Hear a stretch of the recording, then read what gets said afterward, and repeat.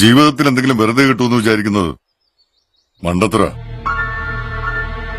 പിന്നെ അധ്വാനിച്ച് കിട്ടുന്നത് അത് കുറച്ചാണെങ്കിലും അതാ അതിന്റെ ഒരു സുഖം, സന്തോഷം.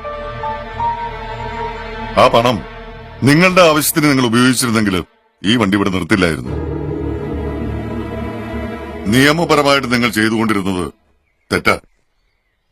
പക്ഷെ ഇപ്പോൾ നിങ്ങൾ ചെയ്തത് ധാർമ്മികമായി വലിയൊരു ശരിയാ. നിങ്ങൾ 4 പെണ്ണുങ്ങളെ ഒരു പോലീസ് ജീപ്പില് ആളുകളുടെ മുന്നിൽ കൊണ്ട് ഇറക്കുന്നത് ശരിയല്ല. ഇവിടുന്ന് വേറെ വല്ല വണ്ടിയും കിട്ടും. വീട്ടിൽ പോകാൻ നോക്ക്.